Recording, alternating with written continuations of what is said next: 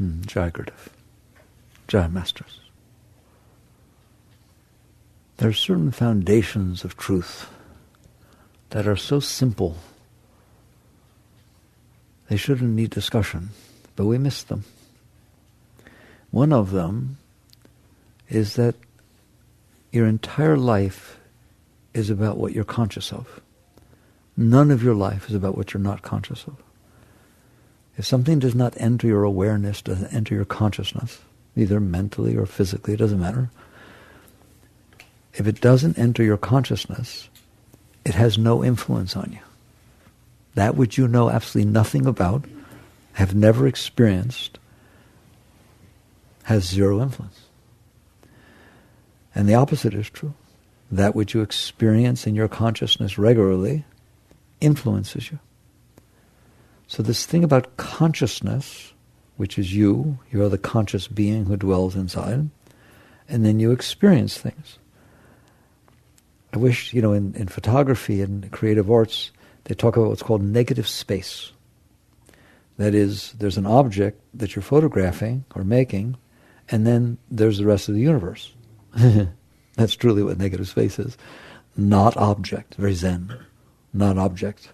And the negative space, of course, defines the object. Do you see that?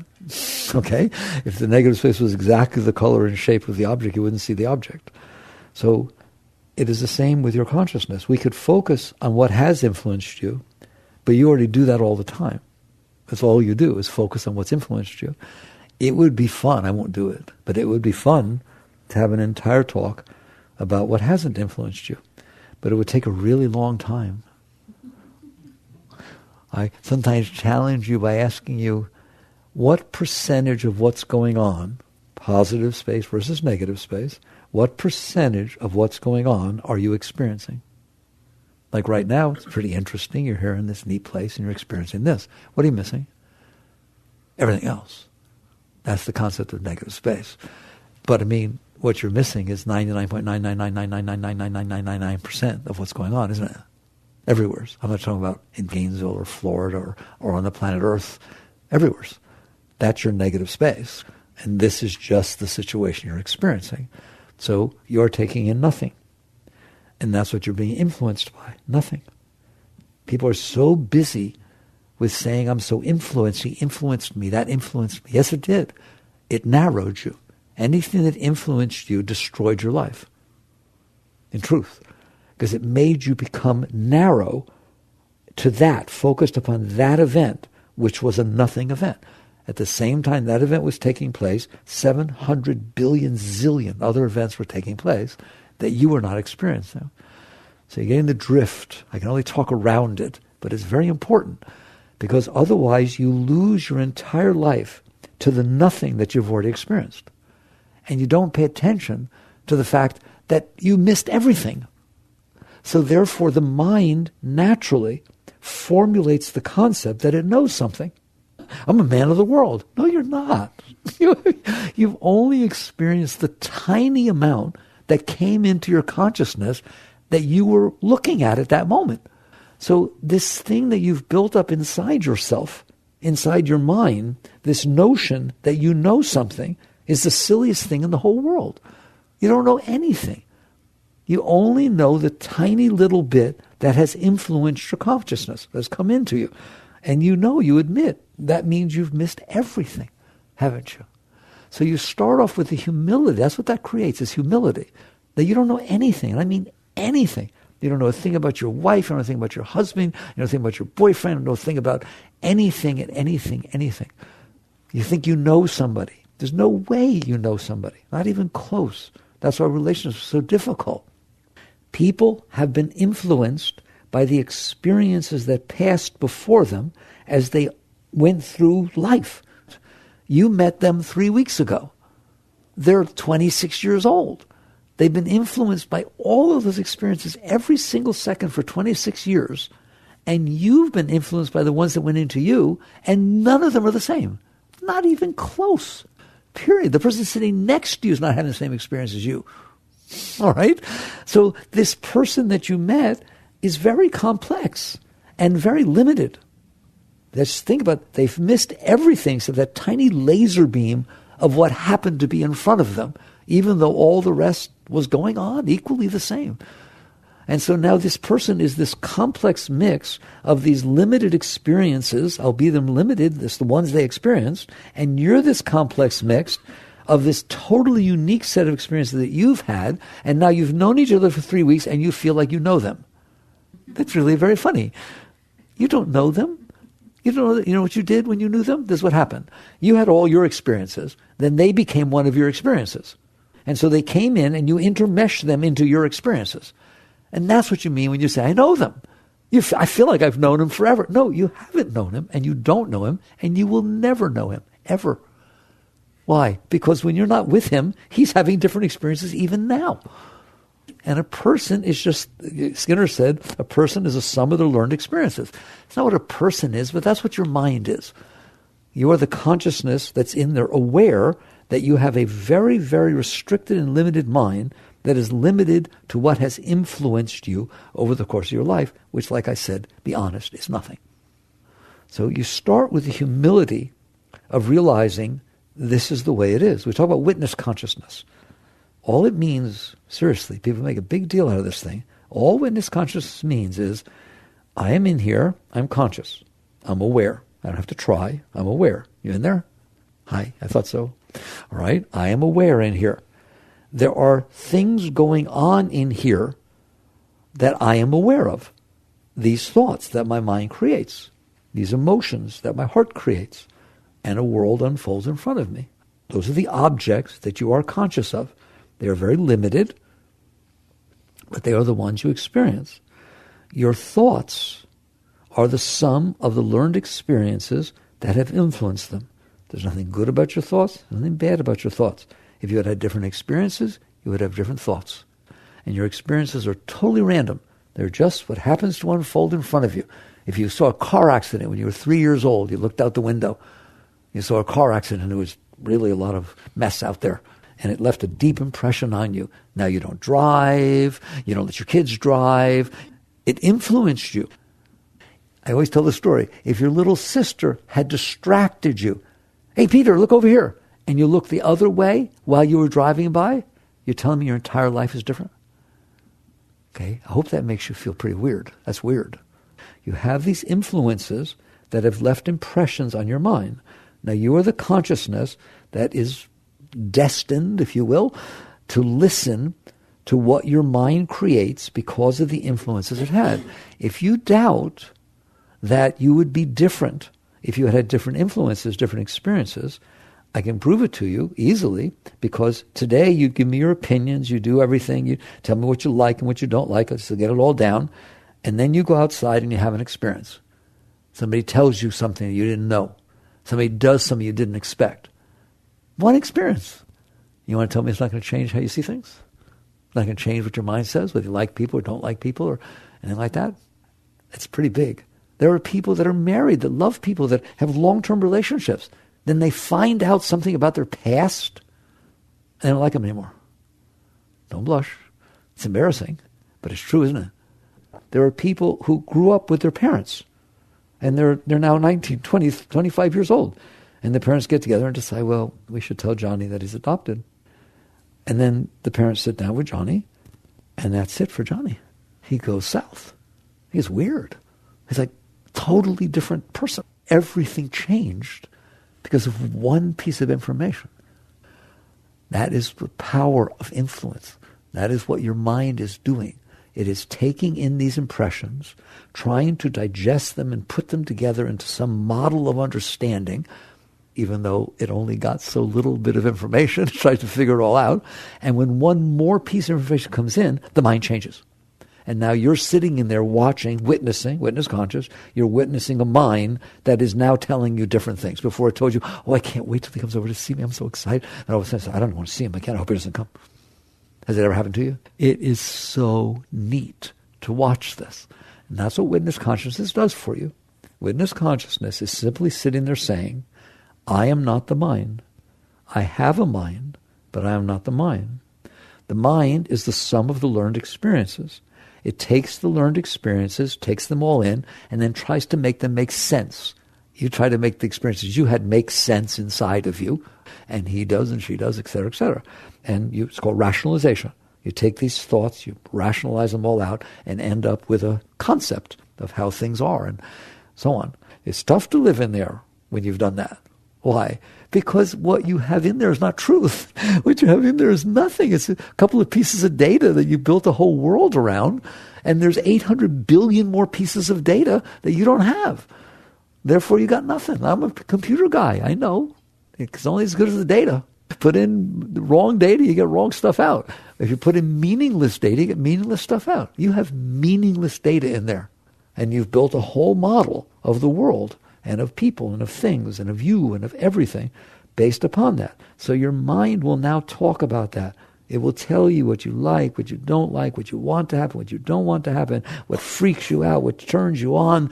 Just every single thing it says is just the sum of the learned experiences that have left impressions upon it. And so now it's going to regurgitate that and talk to you. When you sit in witness consciousness, I'm going to start to talk about what I want to talk about. When you sit in what's called witness consciousness, it means I am aware that my mind is doing this. I don't have to think about it. Just like if I look at the wall, I see the pictures. I don't have to think in order to see the pictures, do I? It's very important. I just open my eyes and they're there. They come in because they're there. Your mind is there. You see it. You're aware of it. You don't have to think about it. Witness consciousness is not a state of, I wonder if I'm witnessing. I wonder if I'm seeing the picture. No, you're not doing anything with your mind. You're just noticing that there is something happening before your consciousness, which is a mind that you someday, if you watch long enough, you'll catch on, is doing nothing but regurgitating the sum of its learned experiences. That's all it's doing. It's just spitting back out some combination of the data that's in there. All right? And put one more piece of data, spit out something different. It's the funniest thing in the world. And it has absolutely nothing to do with you. Nothing. Zero. Nothing. There's not a single thing that mind says that is any different than anything else it says. It's just a talking machine in there that has taken, it's like a computer that took in this data and now it's putting it and talking about it and giving you its opinion about things and so on. You are the consciousness that is aware. If I asked you right now, are you aware that your mind is doing this? I can tell from the way you're looking at me that you're stunned and yeah, that's what it does. It doesn't do anything else. It just puts that together. Now, if you watch a little bit longer from the seat of witness, I'll do it for you because most people can't watch objectively. Why? Because they're too invested in it. They really think that what the mind has to say matters. It doesn't. It's meaningless.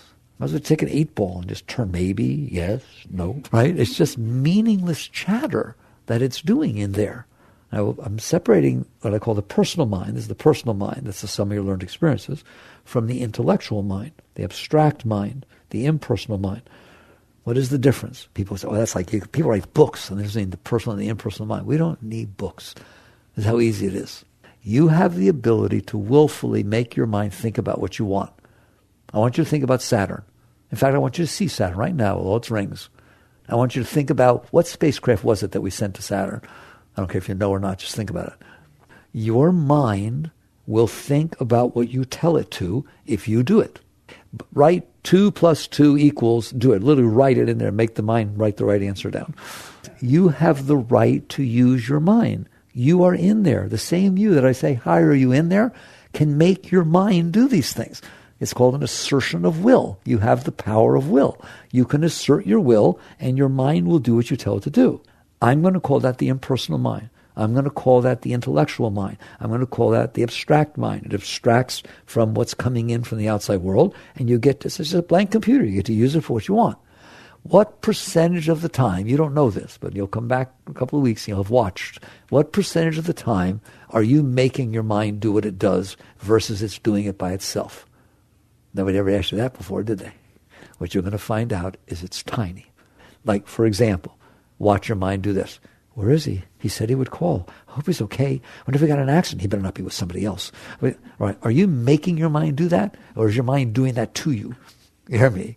You know how you can test? Try stopping it. So the mind, because it's full of this stuff that you picked up and you built this whole model, expresses that model day and night, all the time. It just, even when you're sleeping, your dreams are that. Ask Freud, he'll tell you. the experiences that you had during your day will come back up at night. Or the experiences you had that were traumatic when you were 4 will come back up at night. All right? That's where this stuff comes from. It is the mind trying to release the energy built up from these experiences that you stored inside, from the impressions of some scars, we call them in yoga, from the impressions that got left inside of you. That is what's going on during the day. The mind is just being active to try and release the energies that you stored inside, because you stored all these impressions, especially the negative ones, need to release, and you won't let them release. And so they find ways to talk about things and release and so on. I don't need to teach you this. You live in there. You should be able to watch this. So the personal mind is the one that is talking about the personal experiences that you've had, which I already told you are meaningless, and they're totally different than everybody else's, and they just happened to be what was in front of you. You stored them inside, and they became the foundation of your personal mind. You also have an intellectual mind where you can do analytics, you can do memory, you can do different things like a computer when you are using your mind, when you willfully use your mind. But you're going to find out that if I were to measure the difference between how often you're actually using your mind versus your mind is giving you trouble. Your mind's like you're driving down the road. Why don't you just enjoy the trees or the road? You don't stand a chance. Where am I going? I wonder what I do. I hope she likes me. Oh my God. Just watch. Please, I beg you. Don't do anything about it. Don't analyze it. Don't try to figure it out. Don't try to stop it. Your first step is to watch. Start to notice what your mind is doing. And you see whether it's true or not that it does it by itself. If you want to really find out that you're not using your mind, it goes on by itself, in case you don't believe me, do that thing. What's it called? Oh, meditate. Try to meditate. Why would I try to meditate? If for no other reason to prove to yourself that you can't. Okay? Sit down and decide for 15 minutes, my mind is not going to go on by itself. It's only going to work when I tell it to. And for these 15 minutes, I signed a pledge to myself that I'm not going to use my mind for these 15 minutes. I mean, come on. You can not eat for 15 minutes. Not easy, but you can, right? You cannot smoke for 15 minutes. You cannot do all kinds of things for 15 minutes. Why don't you just decide, I'm not going to willfully use my mind and make it think for 15 minutes. And then see what happens during those 15 minutes. Because you'll find out the mind does not shut up. If left to its own, it's going to continue thinking about what you should be doing instead of sitting here. This is stupid because it's not working anyways. Plus, there's nobody talking in here. That's like people tell me, there's nobody talking. I don't know what he's talking about. I don't hear any voice. There's nothing in here. Okay? So you get this basics that the mind is a thing in and of itself. It is like an appliance. It is a thought-creating machine. And it creates thoughts based upon the data that has been put into it, and the data are the experiences you've had. That's why your thoughts are totally different than everybody else's. It's neat. At least the humility you get from this is next time your mind says, how could he do that? I could never do that. Of course not. You've had totally different programming. Therefore, it makes no sense to you that somebody could ever do that. And what you're doing makes no sense to them. That's why it says, judge not that you shall not be judged. All right? Because it's the silliest thing in the world to sit there and take your mind that is based upon your experiences, and how dare you look at another person? Because what's going on in their mind has nothing to do. But you're both doing the same thing. You're listening to your minds. You're all exactly the same. Republicans, Democrats, this, that, everything. Male, female, young, old, sick, healthy. It doesn't matter. You're all doing the exact same thing. What do you mean? Doesn't look like it? Yes, you're all listening to your minds. That's a very beautiful place to get. That's all anyone's doing in there is listening to their minds, aren't you? Your mind tells you stuff, doesn't it? You tend to listen to it. Where did the mind come from? I already explained it to you. Didn't take books, did it? This is some of your learned experiences. These experiences have come in. Now your mind says different things. And when you reach witness consciousness, it merely means that you are able to maintain a center of being that is outside the mind. You are watching the mind. The best example I can give you is you sit down to watch TV. There's other things going on in the room. There's people, there's food, there's this and that. And you're kind of lightly, tangentially looking at the TV. Every once in a while you notice what's on the TV. Okay? That's fine. The TV is one of the objects in the room. People, food, or other objects in the room. They're all even. Then all of a sudden something comes on the TV that interests you. And I mean seriously interests you. All of a sudden there's nothing going into your consciousness but what is on that TV. There's no one else in the room. You don't have a family. You don't have a house anywhere. You have no past. Your entire consciousness is absorbed in what's going on in the TV. Ever been there? Okay. Because you are the consciousness. If your consciousness becomes fixated on a given object, I'm telling you there is no other object. I mean, there is, but not to you, because you are only experiencing what's coming into your consciousness. So when you watch the TV so thoroughly, it becomes your life. That's the end of you. It is the same thing with your mind. If everything your mind says seems so important to you, oh, why did I say that? Oh my God, now I'm really embarrassed. I hope I don't have to see him again. I don't even want to come back to this school. I can't, they all laughed at me. What is that? Mind. It's just mind talking, all right? It had an experience, and now the mind is talking. What witness consciousness says is, I've been there, I've done that. I've gotten sucked into the TV and missed my life. I'm not doing it anymore. I'm going to sit here, this is deep, and notice the tendency of the mind to be weird. Notice the tendency of the mind to be the sum of the learned experiences, with the biggest one being what just happened. All right? It gives total weight to the latest one that happened versus all that it collected before. And then that settles in and it changes. Look, it changes, right? Isn't that amazing? It's just amazing. You have to watch it. Don't be afraid of it. Watch it. And you realize you're capable of watching it. You are the consciousness that is aware of the mind. You are the person sitting on the couch looking at the TV. You are not the TV. You are not what's on the TV. You are the being sitting on the couch who just got sucked into the TV for a minute. Now you're back on the couch. All right? That's called waking up. That's literally. That example we just used, that is what self-realization is. You are on the couch. Now you're sucked in the TV. You lost yourself. You don't even know who you are. You're not on the couch anymore. You're in the TV show. Right? All of a sudden the commercial comes on. It ceases to catch your attention. And you're back on the couch. Now all of a sudden there's a whole room. There's a whole world that you missed. That's what happens when you wake up. You come back to the seat of awareness that was so fixated on what the mind was saying that you lost all sense of yourself because you got sucked into the TV show of you. That is the personal mind. You guys are getting something very deep. The concept of personal mind is a very important thing to understand. There's nothing wrong with mind. Mind is a computer. It's brilliant. It's wonderful. It's what you're doing with it. There's nothing wrong with the TV. But if you get sucked into it and don't feed the kids and leave your entire life away, it's not doing too good, is it? So the same thing is happening with your mind. So the question becomes, what do I do about it? Once you start realizing, I got a problem here, my mind thinks it knows what it's talking about, and it's highly influenced by the input that came in, and it's totally skewed from reality, because reality is 700 billion other things are happening in the universe, and they're all the same. They're just what's happening. Who will look at me? I know it's embarrassing. There's a creation out there. It's going on. It's been going on for 13.8 billion years. Every single bit of it is the same. It's just what's happening. And you happen to see the part that's in front of you. But it came into your mind, influenced it, and your mind changed this whole talk, didn't it?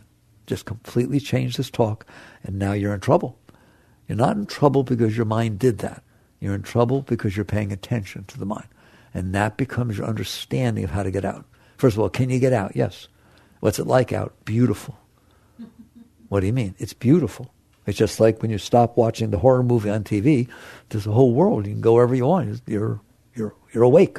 All right? You can enjoy your life. Right? It's the same thing here. If you're staring at your mind, I am telling you, you're in trouble. That's why Buddha said all life is suffering. I guarantee you, if you're staring at your mind, you are in trouble. I don't care if you're rich, I don't care if you're poor, I don't care if you're male, female, sick, healthy, in relationship, not in relationship, married 30 years, never married, doesn't matter. If you're staring at that mind, you are in big trouble. Because at any moment, and you know it, something could happen or not happen, and it'll go south. It just starts changing its rap instantaneously, won't it? And you know that. You know that. Every one of you know how dangerous that is, don't you? And so what you do is you go out there and you attempt to manipulate the world outside of you so that it doesn't have influences that cause your mind to freak out. And if you're not careful, that is how you'll spend the rest of your life. And a lot of you guys are young, and I don't want you to. Do you understand that? Because you do not have to live like that. Do you see that tendency to feel like you have to manipulate and control people, places, and things around you so they behave and act in ways that are comfortable to you instead of in ways that cause you trouble inside? All right? And that's how you end up living your life. That's called a fearful life. You're at war with what's in front of you because you're scared to death. Most people run around their lives deep inside scared to death. Scared that someone will do something, somebody won't do something, something will happen, something won't happen, that causes disturbance inside. And then they won't be okay. And so what they need to do is invest their energies and find out that's why we're control freaks. Some people say, I have control issues. Which one of you don't have control issues? There's nobody doesn't have control issues. That's what you need to do, is control the moments in front of you so that when they come in, they fit what's going on inside already. And they don't cause all kinds of disturbance. And that goes for every word somebody says. Somebody tells you, she said that he heard him say that he thought he didn't like you. You're in trouble. I swear to God. I even said it, you turned white. Right? It's like you can't even handle what you think somebody is thinking. So these inputs that come in can cause a lot of trouble. And because you don't want that, you end up living a life of stress, a life of anxiety. That's what it boils down to. Tension. That's where tension comes from, is that you feel the need to control the events around you so that they don't disturb you. There is another life to be lived. It is completely different than that. You can live it in the same place, the same situations, but you're living a different life. What is that? I said to you in the beginning that what happened is you've taken all these influences and you developed an entire model of reality inside your head based upon what isn't reality. You've just based upon the experiences you've had. That is not reality. It's just the tiniest piece of things, so it's not reality. Reality is the whole. Reality is not the tiny part that you've experienced. There is a way to live in which you don't hang out with that part of yourself. You don't look at your mind and say, oh my God, tell me what needs to happen so I'll be okay. Tell me how everybody else needs to be so I'll be okay. You look at the mind, you realize it doesn't know what it's talking about. It's just the sum of its learned experiences. And I'm not going to listen. You can learn to not listen to that part of your mind. You don't have to shut it up. You don't have to fight with it. There is a natural tendency that the experiences you've had are going to get stuck in your mind, to store in your mind. They're going to create noise. They're going to create these impressions that make all this noise inside your head. You can spend your life trying to make the world be what matches it. I don't advise that. You can spend your life trying to shut your mind up so that it doesn't do those things. That's very unnatural. Or you can decide not to listen. And that's what true witness consciousness leads to, where you look at your mind and you realize it doesn't know what it's talking about. It shows you that all the time, but you're not paying attention. Somebody's late. Somebody's supposed to call you at a certain time, come home at a certain time. And for 15 minutes, you've got this period of time where you don't know what's going on. Will you watch how many iterations your mind goes through trying to figure out what's going on? And then the person comes home and finds out I had a flat tire or some innocuous thing took place. Do you sit your mind down and scold it and say, look what you did. You created hell for me for 15 minutes. No, you don't. You just accept that it did that. All right? A wise person wouldn't do that. They look at it over time. It takes time to mature into this. And you realize, you ready? It doesn't know what it's talking about. The personal mind has no idea what's going on. It can't. It only knows about itself, and then it projects itself onto everything else. And it's never right. Never. Anytime you think you know why somebody said something, you don't. Anytime you know why somebody did something, you don't. Because what you're doing is saying, why would I have done that? Because that's the only data you have. And so you make up all this stuff. And believe it or not, it is easier to live life not doing that. It is easier to come into life and say, a moment is unfolding in front of me. Yes, my mind has this tendency, it does. It has a tendency to talk about it, has a tendency to judge it, has a tendency to see whether it likes it or doesn't like it, etc., etc. But you've realized that doesn't lead you anywhere. Like that, you'll find out eventually that one of the silliest things you ever do inside your head is decide that you don't like something. Especially if it already happened. Let's talk about it for a second. The event happened, you experienced it, and now you've decided you don't like it. What good does that do you? How do you feel now that you don't like it? You feel terrible. How would you feel if you did like it? Wonderful. Then like it. What is the benefit of not liking something? I'm talking about somebody, something, anything, especially events that already happened, because then you can't change them. They already happened. Does that make sense? I want to just be sensible to you. Some people say spirituality is not sensible. It is sensible. Normal people are doing is not sensible at all, right? I don't like what my ex did. Well, he's your ex. Why are you still don't like it? I don't like that my parents got divorced when I was 6. Okay, well, you're 43 years old.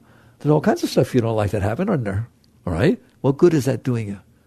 I mean, I want to ask you, how does it make you feel? It's terrible. It messes you up. You are the one who's deciding whether you like things or not. Why would you hurt yourself by deciding you don't like it? Why don't you just decide you do like it? I was very upset that my parents got divorced 40 years ago. You know what I've decided? It was good. I got to meet my stepfather. I got to have 2 fathers. Everybody else only had 1. And you just make your mind up. Put another influence into your mind. What? Your influence. Really, that's what it's about. The thing built itself without anybody being home. There were no grown-ups around. It just took the influences and put them together when you were sick. And this stuff came in there, and you stored all this stuff you didn't like, and now you have all these influences. All you have to do is decide, I like it. At least start now. These are your techniques, how you work with yourself. Do not let your mind tell you don't like something. It's just telling you that. You just decide, I like it. You're much better off. So I can give you many techniques. You start this process of realizing, I am not my mind. My mind is the sum of the learned experiences that I've picked up over my life. That is meaningless. If I'd had different ones, my mind would be saying something different. So why am I listening to it? And you start the practice of learning how to not listen to your mind. You don't have to fight with it. You don't have to argue with it. You don't have to prove it wrong. You just simply say, you talk, me no listen. And that's what's called letting go. That's very deep spirituality. We got there sideways, but this is very deep. In other words, your highest practice, which is what you do in meditation, is to sit there and take your consciousness off of your mind. I told you, I started the talk by saying your whole life is only about what comes into your consciousness. And right now your whole life is about your mind, because that's what comes into your consciousness more than anything else. You can't even walk outside and see the trees or the animals or anything without your mind talking about it. Try it sometime. Why does it need to talk about it? Right? It's just, I saw a tree. Why is it? Oh, there's a tree. I talk about that in Untethered Soul. I start off that way, right? Why is it narrating? You see somebody. Oh, there's Frank. Why does it say that? I already know it's Frank. I already saw him.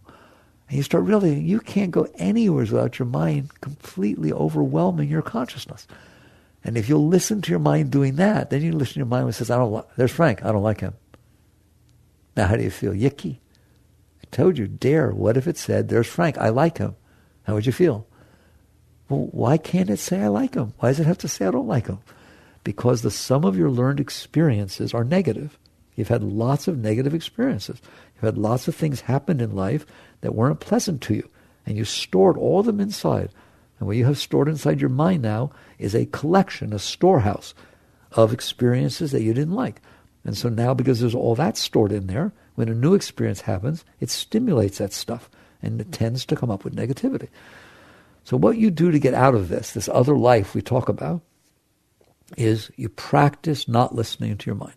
So let's talk about basic meditation techniques. The most basic of all meditation techniques, 15 minutes in the morning, 15 minutes in the evening. Try to do it at the same time each day and do it regularly, right? It's important. It's your life. What you're doing is learning to liberate yourself. You're learning to free yourself from this.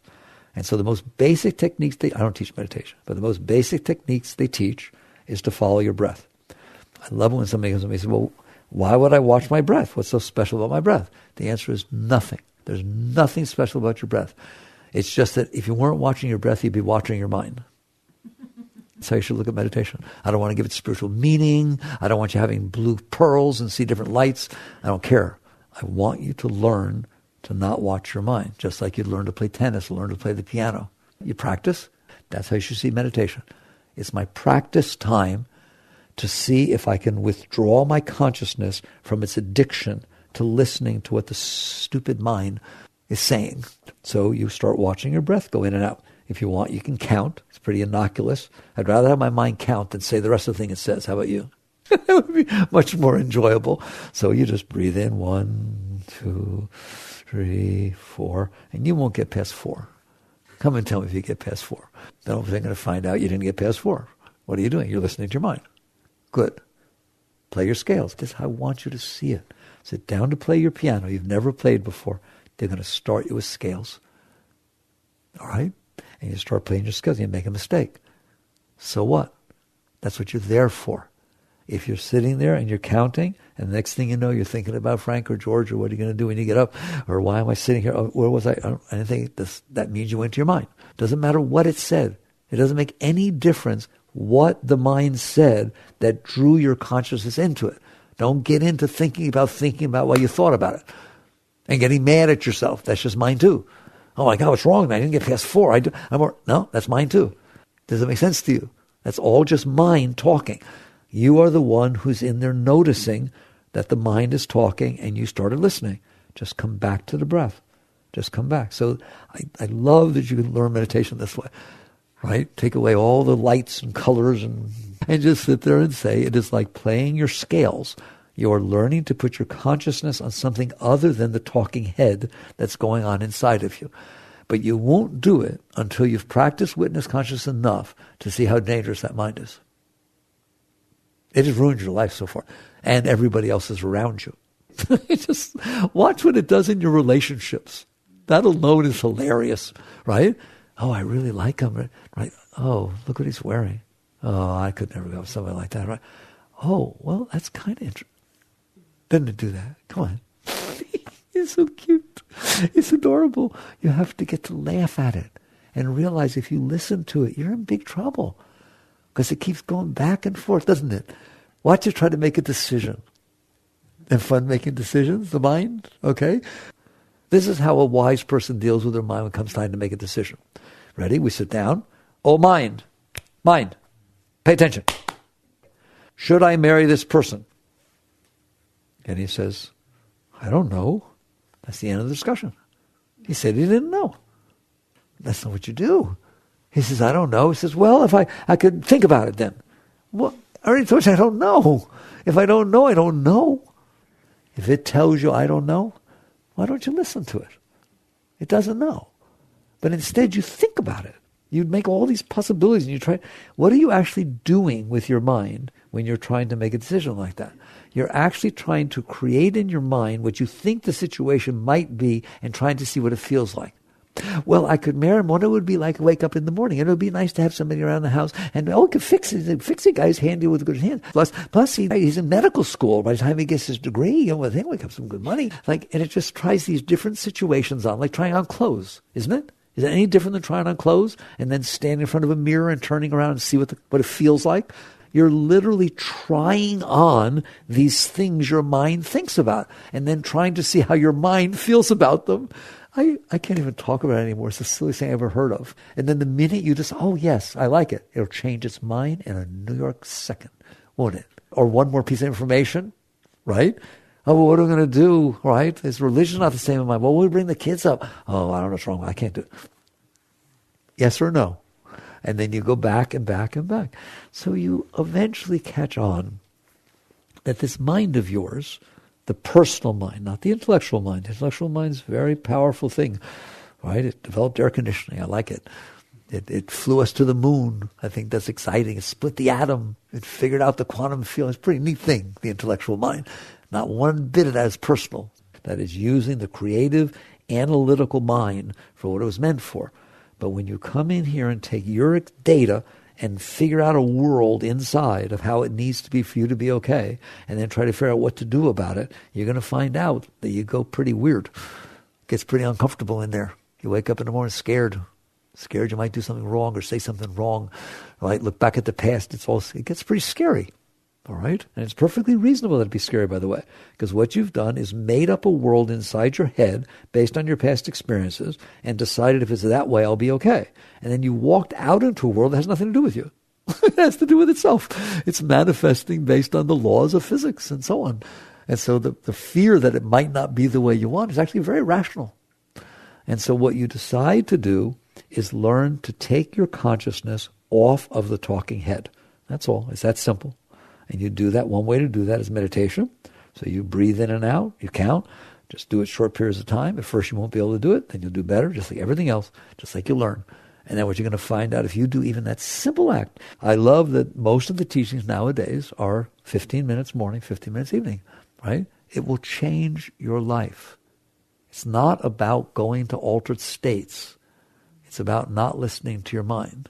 When you learn to not listen to your mind, everything is going to change. Just like when you stop staring at the TV, there's a whole other life to be had, isn't there? Because your consciousnness did not get absorbed in the TV. I can't even hardly explain to you or describe the life that happens when you stop listening to yourself. It's the funniest thing in the world. All of a sudden, everything's fine. It's not because of some law of attraction that you've attracted nice things to yourself.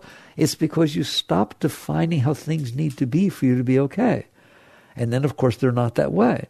If you don't define how they need to be, they're fascinating the way they are. Every person is fascinating. The weather is fascinating, all of it. Rain is fascinating. Hot is fascinating. Cold, everything's fascinating. It's an experience that you're having without judging. And because you're having the experience, it hits you very deep. This is what it's like. Right now, you only have rich moments every once in a while. You know, you turn, you see the sunset, it blows you away and it touches you to the core of your being. Or somebody hugs you who you love and you have this intimate moment where you melt. That's because you're allowing the experience to get past your mind. If somebody's hugging you and you're sitting there saying, well, I don't know, hope they don't squeeze me too tight. If that's going on, you're not having a very nice hug. And also, by the way, if you turn and you see the sunset and your mind is saying, yeah, it's nice, but I've seen nicer ones. I saw one, remember when I was little? You're not having a nice experience. Your mind is destroying your life. It's standing in between you, the consciousness, and the experience you're having, judging, talking, interfering, creating static. It is the moments where that's not happening that you're having deep experiences. You live for those. You understand that? You call them spiritual. Like, oh my God, the sunset was beautiful. I felt like I was in the presence of God. You were, but not because of the sunset, because it touched your being, and that's the presence of God inside of you. It came all the way in and touched your soul, your consciousness. So does the hug. So does holding your baby for the first time. But those are very far between. It's not, I'm asking the following. Let's hit this straight. I'll look you in the eyes. That which you feel when the sunset is just right and it gets all the way in, or when you're in somebody's arms in that intimate moment and just perfect and you're melting completely, or you're holding your baby for the first time, that experience you're having, I want you to have it every second of your life. Not 4 times during your life. Every second of your life should be like that. Because it's not the experience that matters. It's the experiencing of the experience that matters. It was because you liked this person that when they hugged you, you opened and allowed it in. If you didn't like the person, you'd call the police. It would not be a nice experience. It's because you're open, right? Or if you had just tried to buy a house in Hawaii that faced the sunset, and just before you closed, somebody came in and swept it away, you didn't get it. Now you're back home and you turn the corner, there's this sunset. It depresses you. I could have watched it every night, now I'll never see it. Yes or no? Your mind is keeping you from experiencing the experience. It's reacting to the experience. It's talking about the experience. It's judging the experience. Therefore, you are experiencing your mind doing its thing instead of you experiencing the experience itself. This is the deepest thing I can ever teach you. All right? But when you don't do that, when you have those rare moments, or Maslow called them peak experiences, you have those rare moments where what is you are experiencing is touching the experiencer. And you're feeling this wholeness and this oneness and this peace and beauty. You can have that all the time if you will learn not to listen to your mind. If you will thin the mind out, more things will come in and touch you. Right now, when you see your child laughing and playing, it melts your heart. I want it to be when you see every child, any child laughing and playing, it melts your heart exactly as much. And don't you doubt you can reach that state. The only reason it happens, there's nothing different in your child than any other. The difference is what your mind is doing about it. Your mind is saying, oh, look at Sally playing. It doesn't do it about the other kids. If your mind shut up, each experience would come in and touch you. So your mind's not going to shut up to start with, right? Why? Because it is trying to figure out how everything needs to be for you to be okay. Why is it doing that? You told it to. You literally told your mind to think day and night about how everybody and everything needs to be. Figure it all out. You're thinking about when I'm 64, when you're 20 years old, right? You're trying to plan it all out because you're afraid. Because you're afraid something will happen that doesn't fit well in there. And so you asked your mind like a shield to protect you by figuring out how it needs to be for me to be okay, and then figure out how to make it be that way, and that's your entire life. Okay? So nothing gets in anymore. Because it's all judged based on the reaction of the mind. The answer is not to fight with yourself, is not to fight with the world, is not to shut the mind up. It's to learn to not listen. The answer is to learn to move your consciousness to something other than the talking head. So meditation is one way of doing that. Now you see how meditation would work? If you take that time and practice, what's going to happen is you'll get good at it. You'll get good at it. You'll notice that your consciousness can stay focused on your breath, and if you're counting, that it can count to 20, then come back. You have to come back because I want you to be conscious enough to bring it back, to start counting over again. And so you're aware, you're centered, you're clear, right? And you're going to come back and you say, Jai, all I did was watch my breath and I feel so peaceful. You're darn right you do, because you didn't watch your mind. It's as simple as that. Maybe other than your mind, there's nothing but peace back there. Remember I said if you're not watching the TV, you're in the room, you got all kinds of stuff going on. What's it like if you're not watching the mind? Do you know how few people know the answer to that question? Where do you find out? It's beautiful. All the time. All the time. Every single experience that unfolds in front of you is a miracle. It's a gift. It's an experience. Would you rather be nothing? Would you rather be in outer space and there's just black, empty space? You have no experiences? Of course not. So you're being given the gift of the experience. But what if the experience I don't want? That's your problem. You're the one who decided what you wanted or didn't want. Eventually you stop doing that. You stop saying, okay, I have the right to enjoy and appreciate and respect and learn from the experience that's unfolding in front of me. But I don't have the right to decide what experience is unfolding in front of me, right? It's big. It's the result of all the forces that cause it to be. And I'm just here to experience it. When the mind is not complaining about it, when you're not listening to the judgment of your mind, you will find that every single experience has something to teach you. It can touch you in a different way, just like all music is different. Every note on the piano is different. One's not better than another. It takes all the notes to make a concert, a piece, right? It takes every note of life to make you wholer. If you had your way, you'd only keep having the same experience over and over again that you liked. And you'd never have the experience you don't like. It's bad enough that you're so limited to how many experiences you have anyways. Now you don't even want to have the ones you're having. It's so funny. You'd like to just get stuck in one given one that doesn't bother you. So a wise person just looks at that mind, understands what I'm saying, and first you have to watch for a while. Just watch for a while and see if it's true what I said, that the mind's a problem, that it's not telling you nice things. It's just like a horror show. It's freaking you out, okay? If you have to give a public talk, it says, oh, you're going to blow this. You know you'll blow this. Oh, my God, you're going to get so embarrassed. I don't want to do that. Anybody's mind do that? Okay, well, isn't that nice of it? No, it's not nice, and I don't want you listening to that. But it's going to do it because that's the sum of your learned experiences. You don't have to listen.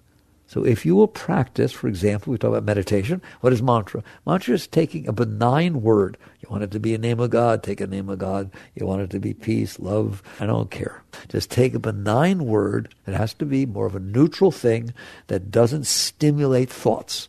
You just do whatever you want, but pick a word and then start training your mind. Just train your mind to say it. Well, why would I do that? So that when your mind is saying the other things it says, you have the option of putting your consciousness here. If you'll do it, your mind, look, your mind sometimes plays songs. It won't stop, right? They get in your head. You can get a word in your head, right? I used to just say, I don't do it anymore, but I used to say God. I just God, God, God, God, God, God, God. And pretty soon the mind's saying God, God. It doesn't know what it's saying, but it's just saying it, God, God. And then it starts saying, well, what if she doesn't like me? I have a choice. I can listen to what if she doesn't like me? Should I still? God, God.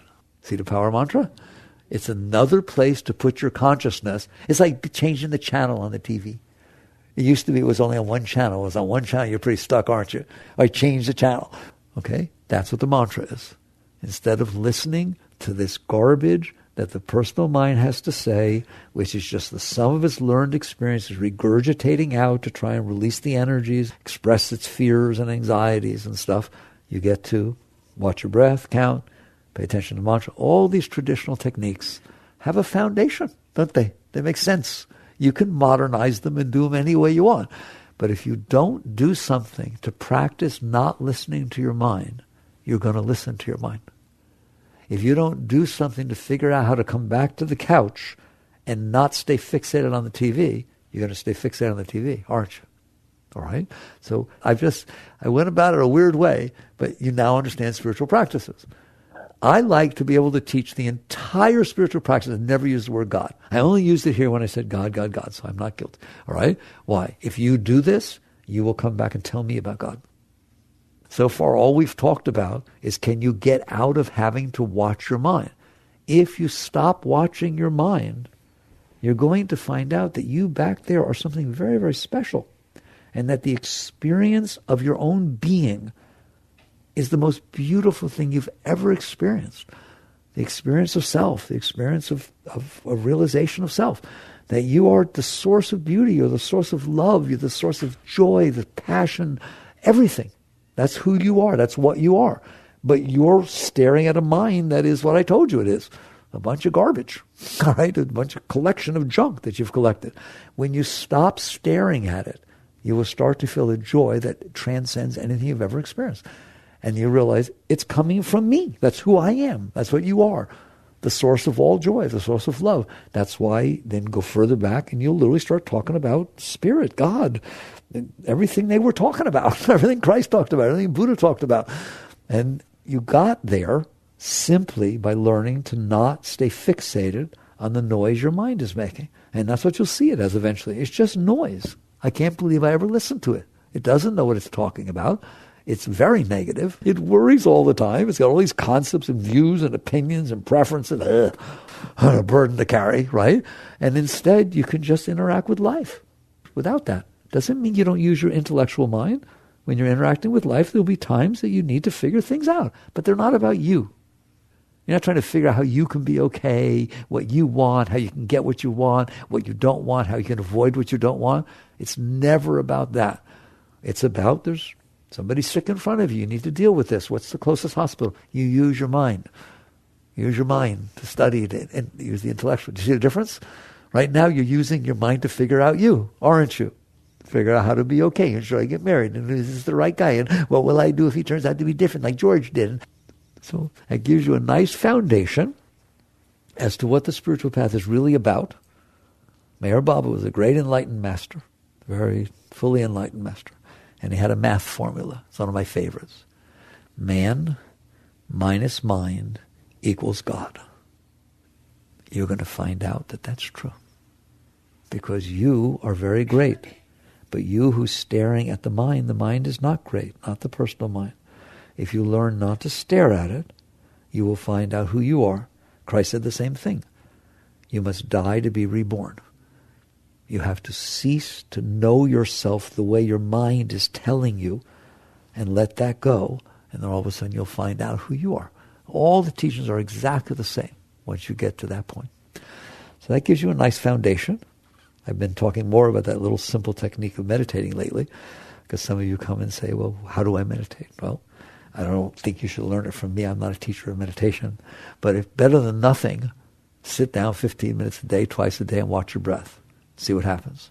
I didn't actually finish. If you'll watch and learn to count and succeed in doing it, you're going to find out that you're driving your car and the person in front of you is driving 10 miles an hour below the speed limit and your mind starts going, blah, blah, blah, blah, blah, blah, right? And all of a sudden, you notice you're still breathing. And just spontaneously, you choose to watch your breath and count instead of watching that. And that happens more and more, very naturally. And all of a sudden, you're free of yourself. And you're free to bring your whole being into the moment instead of struggling with the noise of the mind. Very good. Work on these things. Jagrata.